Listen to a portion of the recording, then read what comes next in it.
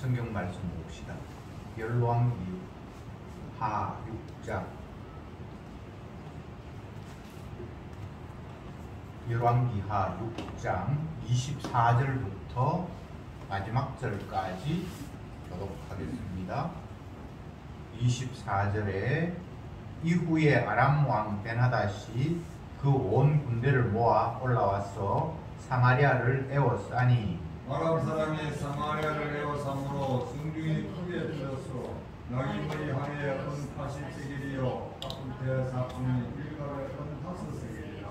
이스라엘 왕이 성 위로 통과할 때에 한 여인이 외쳐 가로되 나의 주 왕이여 도우소서. 왕이 가로되 여호와께서 너를 돕지 아니하시면 내가 무엇으로 너를 도우랴.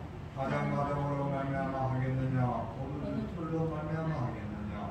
또 가로되 무슨 일이냐. 여인이 대답하되 이 여인이 내게 이르기를 네 아들을 내라. 우리가 오늘날 먹고 내일은 내 아들을 먹자 하매 우리가 드디어 내 아들을 삼아 먹었더니 이튿날에 내가 이르되 너 아들을 내라. 우리가 먹으리라 하나 저가 그 아들을 숨겼나이다. 왕이 그 여인의 말을 듣고 자기 옷을 찢으니라. 저가 성 위로 지나갈 때에 백성이 본즉 그 속살에 붉은 배를 입었더라. 왕이 가로되 사바스의 아들 엘리사의 우리가 오늘 그 몸에 붙어 있으면 하나님이 내게 벌 위에 벌을 내리실지로다 하니라. 그때에 엘리사가 그 집에 앉았고 장로들이 저와 함께 앉았는데 왕이 자기 처소에서 사람을 보내었더니 그 사자가 이르기 전에 엘리사가 장로들에게 이르되 너희는 이 살인한 자의 자식이 내 머리를 취하려고 사람을 보내는 것을 보느냐. 너희가 보다가 사자가 오거든 문을 닫고 문 안에 들이지 말라. 그 주인의 발소리가 그 뒤에서 나지 아니하느냐 하고 우리가 말씀할 때에 그 사자가 이르니라. 왕이 가로되 이 재앙이 여호와께로부터 나왔으니 어찌 저 여호와를 기다리리요. 아멘. 지난주에 살펴본 말씀과 연결해서 오늘 본문을 이해할 필요가 있습니다. 지난주에는 아람의 군대가 작전을 세워서 이스라엘을 공격하려고 했을 때에 이스라엘이 이미 모든 것들을 간파하고 사전에 방비하는 그런 일이 여러 번 반복이 되었고, 그것 때문에 아람 왕이 우리 중에 비밀을 이스라엘에게 고하는 스파이 같은 사람이 있는 것 같다. 우리가 뭔가를 계획하고 공격을 하면 사전에 이스라엘은 다 알고 방비를 하니까 이건 분명히 스파이가 우리 중에 있다라고 얘기를 해서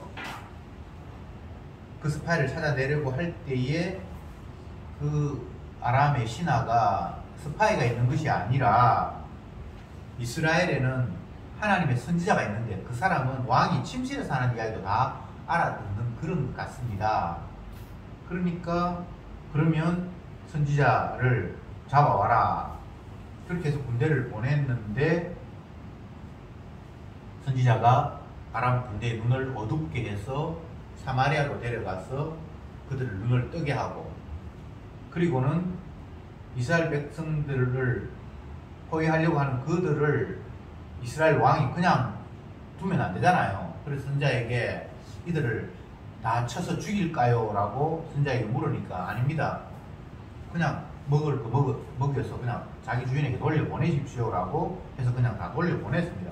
그 이후에 오늘 본문이 연결이 되는데 24절에 그 후에 아람 왕 벤하닷이 그 온 군대를 모아 올라와서 사마리아를 에워쌌다 이렇게 되어 있습니다. 근데 사마리아는 이스라엘의 수도죠.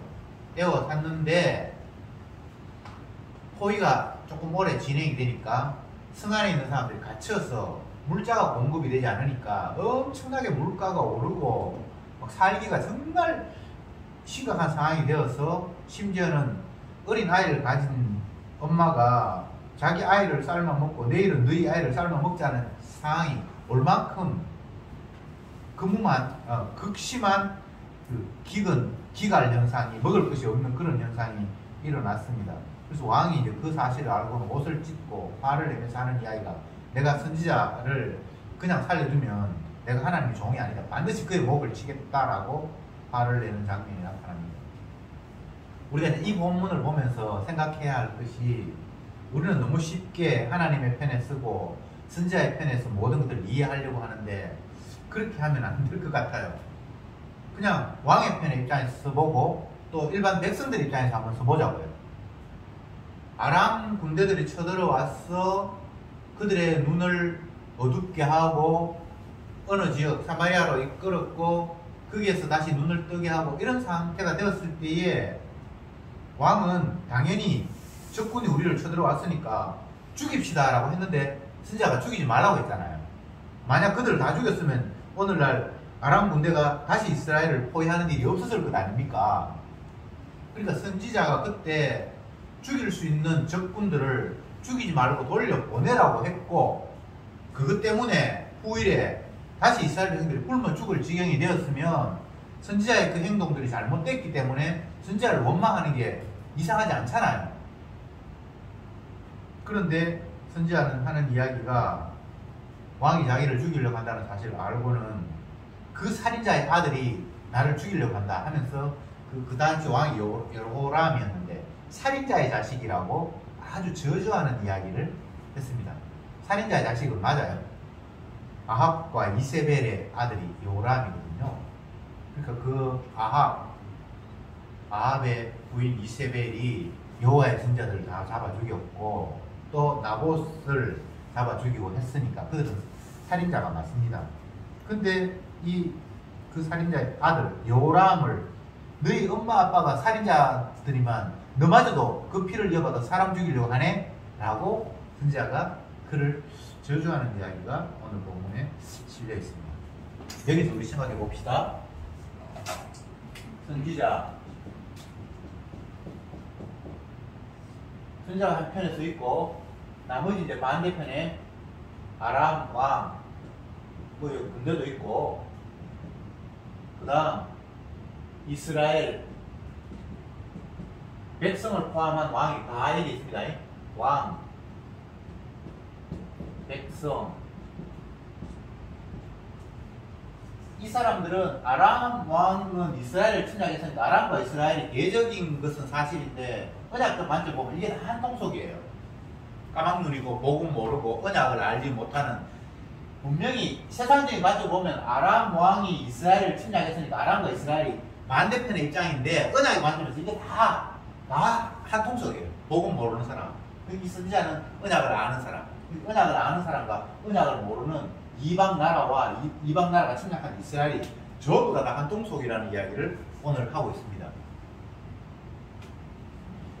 언약을 모르면 자기 자신이 살 궁리만 해요.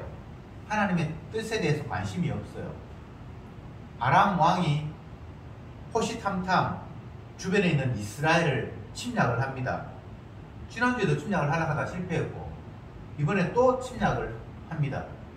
그건 언약 없는 인간의 입장에서는 그냥 생존 방법이에요. 오늘날은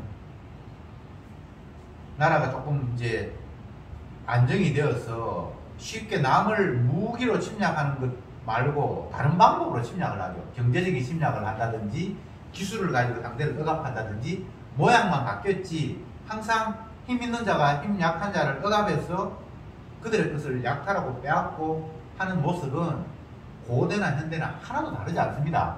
모양과 양상만 다를 뿐이에요. 모두가 다 남의 거 빼앗아서 자기 거 취하는 거예요. 내 나라에 뭐 지하자원이 많다. 그런데 먹을 것이 없다. 그러면 그 지하자원을 다른 사람한테 좀 주고 먹을 것을 받고. 근데 그렇게 하면 적당한 값을 가지고 물물을 알맞게 교환을 하면 사실은 크게 문제가 없는데 그렇게 하다가 처음에는 그렇게 하다가 나중에 뭔가 모자라면 다른 방법을 써서 강제로라도 빼앗는 게 인간들의 모습이거든요. 그게 전쟁이고 오늘날은 무역이고 그렇습니다. 그러니까 언약 모르는 사람들이 이방 나라를 침략해서 그들의 것을 빼앗겠다. 아람이 이스라엘을 침략을 해서 뭔가를 약탈하겠다라는 것은 이상한 게 아닙니다. 세상 살아가는 그냥 방법이에요. 그리고 이스라엘이 이방 나라의 침략을 받아서 성이 완전히 포위가 되고 나니까 먹을 거 없으니까 당연히 물가가 올라갈 수밖에 없잖아요. 오늘 본문에 보면 합푼테 뭐 4분의 1값에 은 5-3개다. 합푼테는 비둘기 똥이거든요. 이게 아마 오늘날 이야기하면 숯 같은 뭐 불 피우기 위해서 하는 그런 연료 같은 그런 것 같은데, 그런 것도 나중에 모자라니까 값이 막 엄청, 은 5-3개면 굉장히 비싼 값인데 그렇게 막 오르고 모든 물가가 인플레이션이 되어서 상상도 할 수 없는 그런 상황이 되었다. 이것도 자연스러운 현상입니다. 모자라니까 값이 올라가죠. 그리고 그 정도가 아니라 나중에 극심한 굶주림이 되니까 자식을 삶아먹는 사태가 벌어졌습니다. 인간의 극한에 왔는 거예요. 생존의 극한. 자식을 사랑한다? 그거 배부를 때 하는 소리예요. 정말 굶주리는 상태가 되면 어린아이 삶아 먹어요. 이건 성경에만 있는 이야기가 아니라 세상 역사에서 이런 기록이 있어요. 너무 힘들 때 사람의 고기를 먹고 하는 일들이 있단 말이죠. 그런데 이런 상황에서 이스라엘의 왕, 백성들이 하나님에 대해서 원망하고 하나님 선지자에 대해서 분노를 표출하는 게 이상하지 않아요. 그래서 그죠? 선지자가 그때 아람 군대를 죽일까 했을 때 다 죽여주십시오라고 했으면 이런 일이 안 왔을 거라고 인간은 충분히 생각할 수 있잖아요. 그리고 하나님 믿는 나라에 어떻게 하나님이 우리를 이렇게까지 잔인하게 궁지로 몰아넣는가라는 것에 대한 분노가 있을 수 있죠. 선지자의 머리를 내가 그만두면 그냥 목 자른 자로 가만두면 하나님 나를 벌을 내리실 것이다 라는 이 이야기가 평범한 이야기가 아니라 하나님에 대한 분노의 표출이에요. 마치 가인이 아벨을 죽이는 그런 심정과 똑같은 거예요. 이유가 하나밖에 없습니다. 그냥 모르니까 지살궁리밖에 안 하는 거예요. 이게 인간들의 보편성이라고 성경은 고발하고 있습니다. 우리들이 다를까요? 우리도 하나님의 언약에 마음이 멀어져 버리면 그냥 내 사는 것만 중요하지 다른 거 아무것도 중요하지 않거든요. 십자가고 뭐 구원이고 영생이고 하나님의 심판이고 그런 것들이 다 그냥 막연한 추상적인 개념으로만 와닿고, 정말 중요한 급한 현실은 살고 보자, 내가 그냥 살아야 돼 라는 이것 말고는 남는 게 없어요. 오늘 성경은 언약 없는 인간들의 삶의 모습을 적나라하게 고발하고 있습니다. 언약 없으면 윤리 도덕도 다 한방이에요. 자식 삶아 먹는 게 무슨 엄마의 사랑이고 뭐 아무것도 아니잖아요. 인간이 똑똑한 것 같고 합리적인 것 같고 스스로를 이 땅의 만물의 영장이다, 다른 어떤 피조물보다 우리가 훨씬 더 대단한 존재라고 스스로를 자부하고 있는데, 그것도 하나님께서 살 만큼 환경을 받쳐줄 때나 해당되는 이야기지, 하나님이 우리를 그 큰 환경으로 몰아버리면요 아무것도 아니에요. 그냥 마귀 새끼예요. 자, 여기에서 다시 한번 우리가 생각해 봅시다. 그러면 왜 선지자 엘리사는 아람 군대들, 이스라엘을 괴롭히고 그들을 죽이려고 쳐들어왔던 그들을 충분히 죽일 수 있는 그런 기회에 죽이지 않고 돌려보냈을까? 제가 지난주에도 말씀을 드렸습니다만, 이스라엘은 이방 나라와 다른 것이, 이방 나라는 왕 중심으로 힘을 가지고 다스리는 나라예요.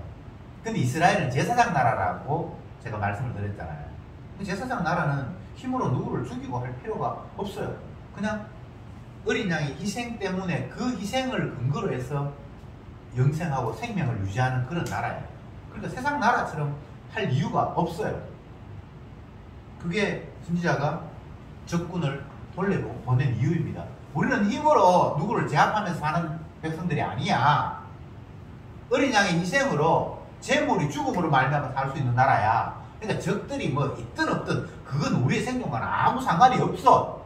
그리고 굳이 죽여야 될 이유가 없는 거예요. 이미 시체와 마찬가지예요. 이것을 에스겔 36장, 37장에서는 하나님께서 선지자에게 어디로 데려가서 뭔가를 보여줬는데 그 선지자에게 하나님께서 보여주신 장면이 뭔가 하면 시체들이었어요. 시체가 버려져 있는 그 어떤 공간 한번 생각해 보십시오. 끔찍하겠죠? 근데 시체가 금방 죽은 시체가 아니고 세월이 흘러서 막 다 이제 살은 없어져 버리고 마른 뼈만 이렇게 뒹구는 그런 곳을 선지자에게 에스겔에게 보여주었어요. 그래서 하나님께서 하시는 말씀이 에스겔아 네가 지금 무엇을 보느냐? 예, 마른 뼈들을 보고 있습니다. 이 뼈들이 살겠느냐? 그 질문 자체가 좀 웃기죠, 그죠?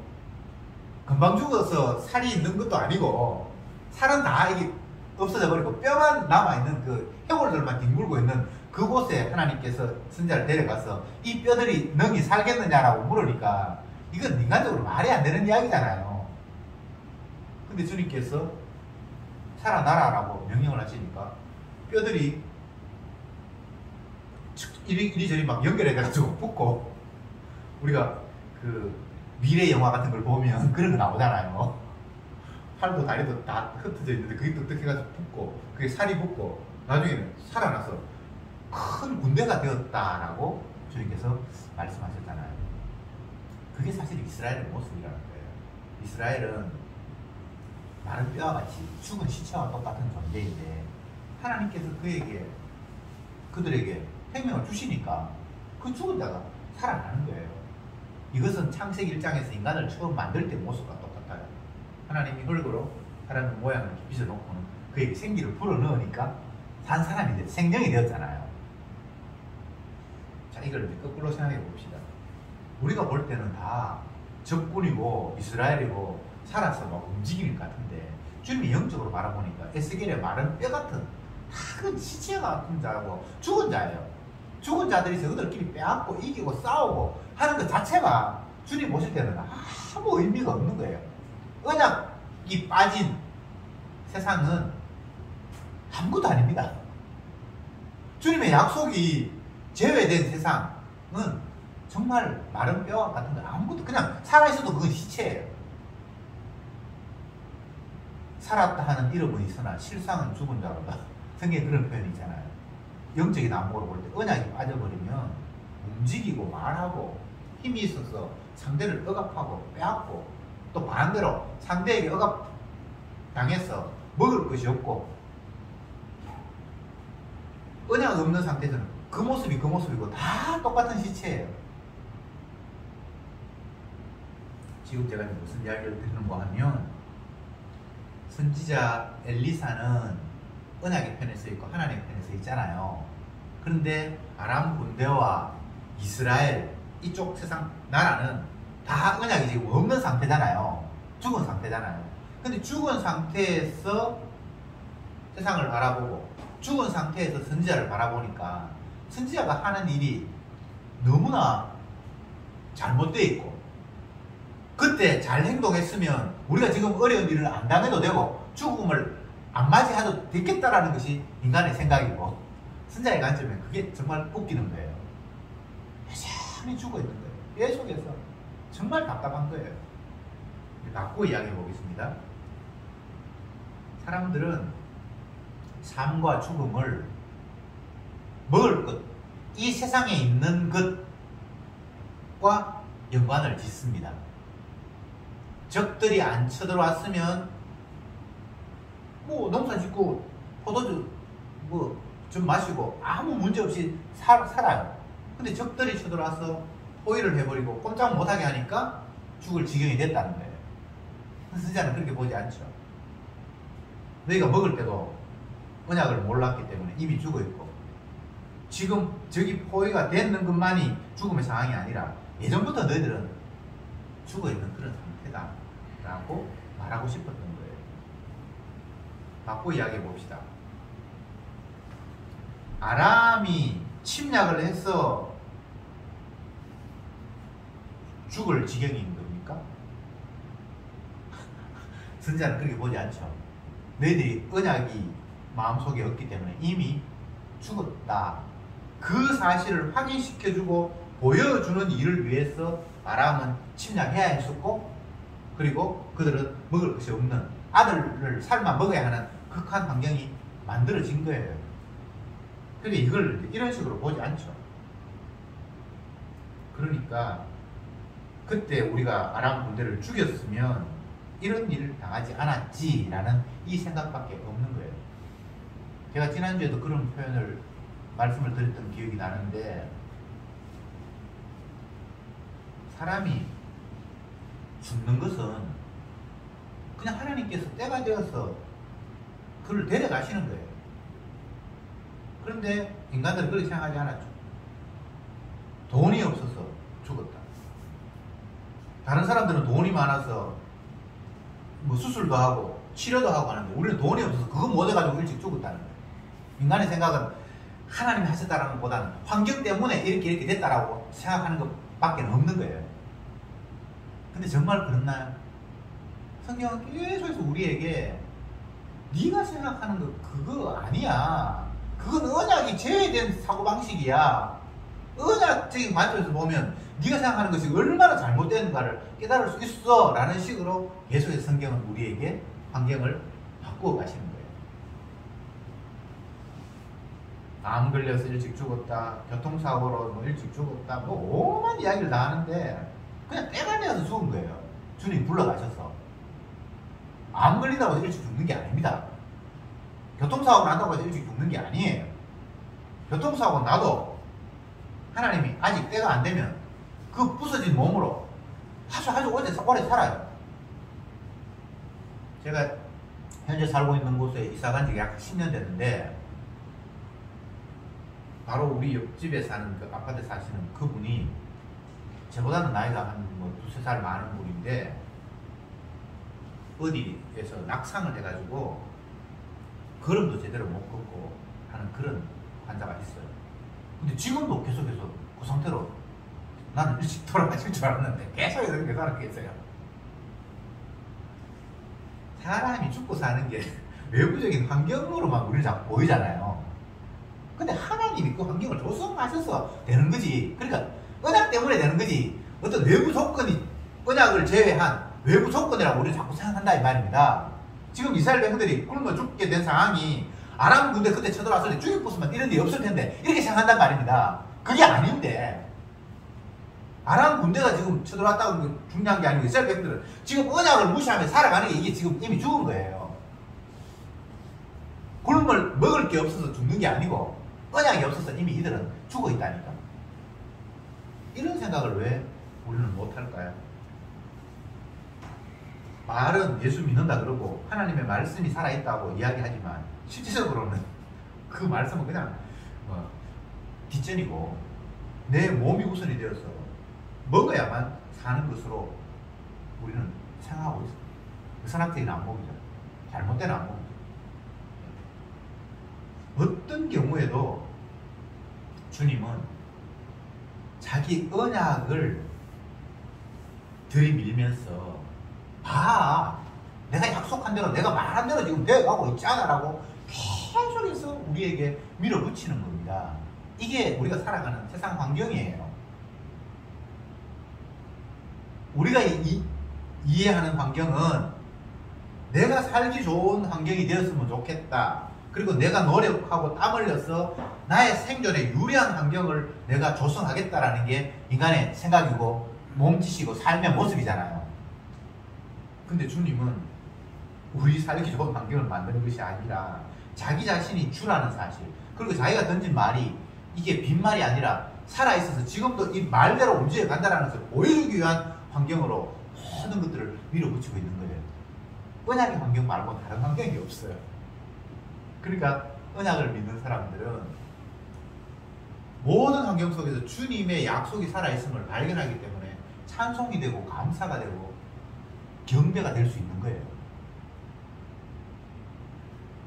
복음 전하다가 복음을 이해하지 못하는 인간들이 그들을 옥에 가두고 매를 때리고 이렇게 신약에 많이 나타나잖아요. 베드로도 옥에 갇히고 바울과 실라도 옥에 갇히고 복음 전한다는 이유로. 근데 그 사람들이 옥에 갇혀서 하는 행동을 보면요 정말 이상해요. 그 안에서 막 찬송하고 막 기뻐하고 있거든요. 근데 이제 그걸 우리는 자꾸 다른 식으로 이해해요. 하나님께서 옥에 갇혀도 기도하고 하면 풀어줄 거다. 그걸 그들이 믿었으니까 지금 현재는 어려운 환경이지만 하나님이 좋은 환경으로 바꾸어 주실 것이라는 것을 확신했기 때문에 찬송할 수 있다고 이렇게 생각하는 거예요. 근데 그런 게 아니에요. 그 환경 자체가 언약적인 환경이라는 거예요. 지금 내가 갇혀있고 그들이 복음을 이해하지 못하면서 나를 때리고 하는 이 자체가 하나님의 말씀이 살아있고 주님이 자기 뜻을 이루어가는 현장이라고 그는 보여지기 때문에 그 안에서 찬송할 수 있는 거예요. 나중에 풀려날 거 믿어서 찬송하는 게 아닙니다. 스데반이 돌에 맞으면서도 기죽기죽 웃는 이유가 나중에 뭐 천당 갈 건데 뭐 지금 이거 아픈 거 좀 참으면 돼 이런 식으로 지금 현재보다 내일이 나으니까 웃을 수 있는 그런 식으로 자꾸만 이해하는데 물론 뭐 그럴 수도 있는데 그게 중요한 것이 아니라 현재 지금 이 환경을 언약이 성취되는 환경으로 주님이 살아계셔서 자기 말씀이 성취되는 환경으로 받아들여지니까 찬송할 수 있는 거예요. 다시 말씀드립니다. 우리 육의 편안함을 위해서 펼쳐지는 환경은 세상에 없습니다. 그런 거는 아예 없는 거예요. 내 살기 좋게 하기 위해서 에덴 동산이 회복됐으면 좋겠다. 그건 마귀적인 말상이에요. 어떤 환경이라도 주님이 주 되시고 그분이 말씀하신 언약이 그대로 시행되어 있어 하나님의 말씀은 살아있다라는 것을 증명하는 환경 말고는 다른 환경은 없습니다. 그러니까 언약적인 관점에서 세상을 바라보면 단 한순간도 하나님의 말씀이 살아있지 않은 순간이 없는 거예요. 임시적인 것, 잠시 있다가 사라져버릴 어떤 그 생명체가 살아있다는 것에 의미를 둘 것이 아니라 하나님의 말씀이 살아있다는 것이 너무나 중요한 것이 주님께서 우리에게 펼치시는 환경이라 오늘 본문은 그 이야기를 또 강조하고 있는 겁니다. 내가 살아있냐 말씀이 살아있냐, 네가 지금 살아있니, 내 약속이 지금 살아있니, 너 그거 지금 좀 봐. 그걸 엘리사 선지자를 통해서 아람과 이스라엘에게 지금 보여주고 있는 거예요. 엘리사 선지자 입장에서는 참 답답하죠. 언약이 없으니까 죽어 있는데 지 몸을 계속해서 어떻게 유지 보존하는 일에 관심을 가지고 있고, 근데 그게 중요한 게 아니라 하나님 말씀 약속이 지금 펄펄 살아있네. 와, 말씀이 살아있네. 그게 그냥 마음에 빼앗겨버리면 끝나버리는데 말씀에 관심이 없으니까 죽어있는 자기 자신을 어떻게 평안하게 유지 보존하려고 하는데 관심이 있으니까 참 기가 찬 거예요. 우리 표현에 죽은 놈 불알 만진다 이런 웃기는 표현이 있어요. 이미 끝났는데 그걸 만져봐야 아무 상관이 없잖아요. 세상이라는 게 그런 겁니다. 언약 없는 세상, 복음 없는 세상, 십자가가 바탕에 반석에 깔리지 않는 사고방식은 그건 아무것도 아니에요. 집 지을 때 구덩이를 파더라고요. 그냥 평면 위에 뭔가를 얹는 게 아니라 바닥을 파고 그게 뭐 콘크리트 철근을 이렇게 하고 기둥을 세우고 이렇게 해서 뭔가를 건설해 가잖아요. 근데 주님은 이 세상의 기초를 자기 자신의 죽음 그걸 반석 바탕을 깔고 시작을 하는 거예요. 그래 십자가, 예수님이 십자가에서 죽으셨다는 것이 전제되지 않으면 그 위에 어떤 이론이 와도 그건 다 헛밥, 그 건물이 아니에요. 근데 그걸 믿음의 선물로 받아들이지 않으니까 그걸 보는 거예요. 마치 아무것도 아닌데 이쁘게 꾸미려고 그게 뭐 색깔 칠하고 하는 그거하고 똑같은 거예요. 그냥 바람 불어버리면 그냥 무너져 버리는데 왜 사도들이 입만 열면 십자가, 피 이런 이야기를 했는가를 우리가 생각해 봐야 돼요. 그 사람들이 세상적인 지식, 경험, 공부가 부족해서 아는 게 그것밖에 없어서 그런 이야기를 했을까요? 아니잖아요. 학도들 가운데 똑똑한 사람들 많고 선자들 가운데도 물론 뭐 세상적으로 별 볼일 없는 사람도 있지만 세상적으로 볼 때 대단한 사람들 많거든요. 특히 바울 같은 사람, 제일 십자가를 많이 이야기했던 바울 같은 사람은 세상적으로 봐도 우리가 그 정도로 똑똑하지 못해요. 아주 공부도 많이 하고 수많은 경험을 쌓았고 노력도 열심히 했고, 그러니까 이 모양으로 보나 저 모양으로 보나 평범한 우리는 도저히 따라갈 수 없는 사람이에요. 구약에도 그런 인물이 많고. 근데 그들이 왜 다른 데 관심을 두지 않고 예수님이 십자가에서 피 흘려 죽었다라는 그 일에 모든 것들이 다 꽂혀 있는가를 우리가 생각해 봐야 되잖아요. 그 이유가 단순합니다. 주님은 자기의 십자가 죽음이라는 것을 바탕으로 해서 모든 것들을 다 세워 놓았고, 그렇게 했기 때문에 그런 거예요. 그러니까 십자가가 제대되지 않으면 어떤 논의가 돼도 그건 헛방이에요. 주님이 죽으셨다라는 그 이야기 속에 모든 인간이 살인자가 되어버렸고요. 그리고 주님이 죽으셨다라는 그 이야기 속에 자기 백성의 죄를 대신했다라는 게 그냥 그게 딱 깔려져 버리는 거예요. 그게 기쁜 소식이에요. 그게 기쁜 소식이 안 되는 사람은 어쩔 수 없어요. 그 사람, 그러니까 쉽게 이야기하면 제가 언약을 지금 계속 이야기하고 있는데,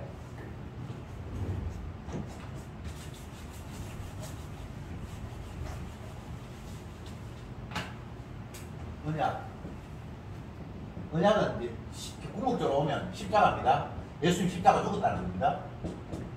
십자가 죽었다는 것 속에 심판과 구원이 담겨 있잖아요. 심판은 주님이 죽었다라는 이야기 속에 사람들이 하나님을 죽였다라는 이야기잖아요. 모든 사람이 다 죽였잖아요. 뭐 이스라엘 사람들, 저희가 바리새인들만 예수를 죽인 게 아니잖아요. 백성들도 동의했고 로마 군병들도 거기다 다 동의했고. 그래서 예수님 십자가 죽었다라는 것은 모든 인간이 살인자라는 증거예요. 그러니까 심판받아 마땅하다라는 게 예수님의 죽음 속에 깔려 있는 거예요. 근데 이게 또 구원이 돼요. 대신 요거는 자기 백성입니다.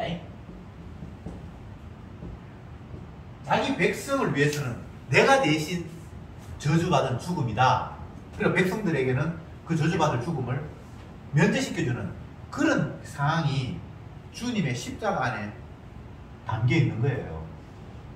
심판과 저주는 같은 것이지만 심판과 구원은 정반대 개념이잖아요. 그런데 십자가 앞에 그게 다 담겨 있다는 거예요.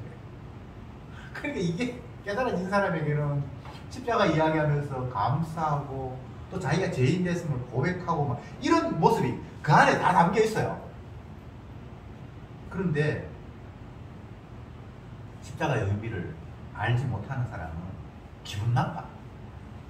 자기를 죄인으로 모는 것도 기분 나쁘고, 아니 뭐 내를 위해서 자기가 대신 저주받는다, 그것도 그렇게 썩 내키지가 않아요.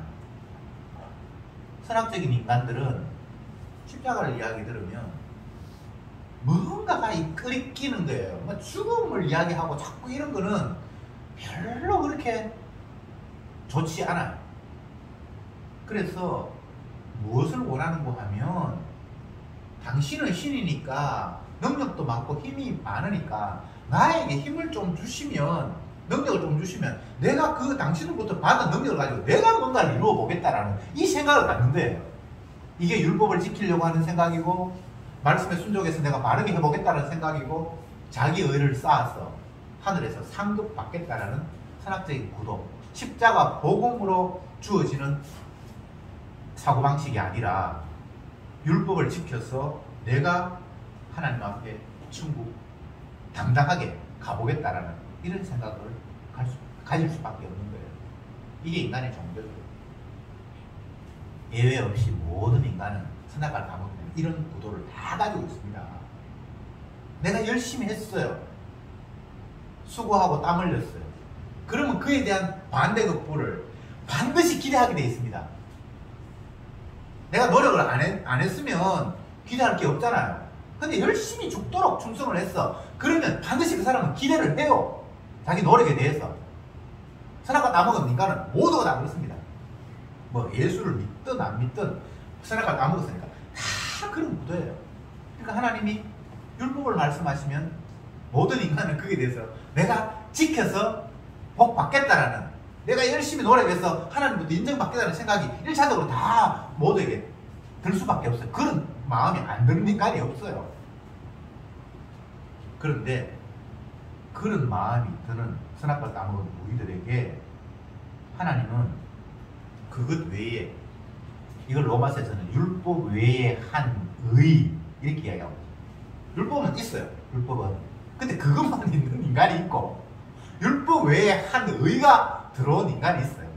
그러면 율법 외에 한 의는 앞에 있는 그 율법을 능가하는 거예요. 모든 사람이 죄를 범하였으면 저주를 받아요.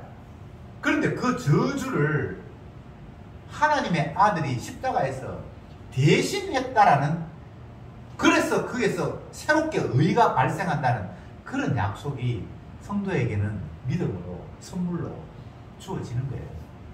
그래서 모든 사람이 죄를 범하여 하나님 영광에 이르지 못하는데 그리스도 예수 안에 있는 구속으로 말미암아 값없이 의로움을 받았다라는 것이 그게 같이 합쳐지는 거예요. 근데 율법이 반드시 필요하죠. 율법으로 하나님의 영광에 이르지 못하잖아요. 율법은 저주 받는다라는 이야기잖아요. 그 저주를 받는데 그것 외에 한 의가 와서 그 아들, 하나님의 아들이 우리를 대신함으로 말미암아 우리가 값없이 의롭다함을 받는다라는 이 세팅, 이게 주님께서 우리에게 주신 약속이에요. 그게 십자가예요. 그게 새 언약. 그게 바탕이 깔려있지 않으면 어떤 논의를 해도 뭐 성경에 어느 구절이 있고 어느 구절이 있고 해도 주님이 십자가에서 저주받으셨고 피 흘리셨다는 것이 바탕이 깔려있지 않으면 다 공연불입니다. 그러니까 바울은, 사도들은 십자가를 계속 이야기하는 거예요. 바탕을 이야기하는 거예요.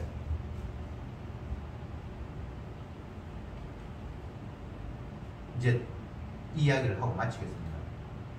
바울이, 또 사도들이, 또 뭐 구약 선지자들도 장차오실 예수님의 그 희생, 제물의 희생, 제사, 그것을 계속 이야기하는데 그 이야기 할 때는 반드시 우리가 저주받을 죄인이라는 사실이 이게 전제돼야 됩니다. 그냥 구원만 이야기해버리면 그 가짜 구원이, 가짜 복음이에요. 나 용서 받았어 이 이야기만 하면 그건 참이 아니에요. 반드시 우리가 죽어야 할 죄인이라는 것이, 예수님 십자가에 못 박아 죽었어요. 우리가 죽였다는 죄인이라는 것이 먼저 깔리게 돼요. 이걸 성령께서 우리의 삶의 현장 속에서 날마다 깨닫게 하십니다. 어떤 환경에서도, 어떤 상황에서도 내가 예수님을 잡아 죽인 죄인이 맞구나. 나는 정말 내밖에 모르는 우상숭배, 내가 신이 되었고 나는 나만 섬기는 뭐 남편이고 자식이고 뭐 나라를 위하고 다 그 거짓말입니다. 오로지 나를 위한 것에 나는 혈안이 되어 있는 완악한 죄인이구나. 내가 스스로 신이 되어 있고 하나님마저도 나의 시다바리가 되어야 되는, 예수님도 나를 도와줘야 될 그런 존재로만 생각하는 우상숭배자가 바로 나하구나라는 사실을 순간순간 우리는 성령의 은혜 속에서 깨닫게 하십니다. 그러면서 이런 죄인을 위해서 주님께서 대신 저주를 받으셨다라는 것이, 이거는 이제 이 방법 말고는 다르게 완악한 우리 죄인이 죄에서 벗어날 수 있는 방법이 없어요. 내가 예전까지는 그렇게 내 중심으로 살았는데 이제 복음 말고는 바르게 살아야지, 이거 해가지고 구원 얻는 사람 없습니다. 바뀌지도 않아요. 계속 세상 끝날 때까지 그 마음이 계속 갑니다. 그럼에도 불구하고 우리가 용서받을 수 있는 유일한 근거는 주님이 대신 저주받아 대신하셨다는 거, 그것만이지 내가 이거 알았으니까 이제 주님 용서해 주시겠네요, 앞으로 잘할 거니까 용서해 주시겠네요, 이런 거 아닙니다. 내가 예수 이제 믿어줄 테니까 용서해 주시겠네요, 그것도 아닙니다. 주님이 대신 저주받으시면 그것만이 우리를 죄에서 건지는 유일한 능력이라는 사실, 오늘 본문은 우리에게 다시 한번 그 이야기를 하고 있습니다. 기도합시다. 주님 감사합니다. 이스라엘이 되었건 이스라엘을 침략했던 아람이 되었건 그들 모두는 자기 자신의 육신을 살리는 일 외에는 다른 관심이 없었습니다. 그것이 바로 저주받아야 할 일이라는 사실을 주님이 계획하시고 선지자가 등장함으로 말미암아 비로소 깨닫게 된 현실입니다. 주여, 우리가 이 땅을 살아가면서도 늘 내 몸 하나 편하게 살리기 위해서 좋은 환경만을 꿈꾸는 언약 없는 내 육신이 전부의 삶을 살아가고 있습니다. 그러나 주님이 우리를 그냥 내버려 두지 않으시고 이런 환경, 저런 처지를 만들면서 네 사는 것이 중요한 것이 아니라 하나님의 약속이 살아있음을 네가 알아야 돼 라고 우리에게 깨닫게 해주시는 놀라운 사랑의 환경이 우리에게 덮쳐올 때에 저들은 그 주님의 능력, 주님의 그 사랑 앞에 무엇이 참으로 우리에게 생명이 되는지를 다시금 깨닫게 하시는 주님의 사랑임을 날마다 깨달으며 감사할 수 있게 하옵소서.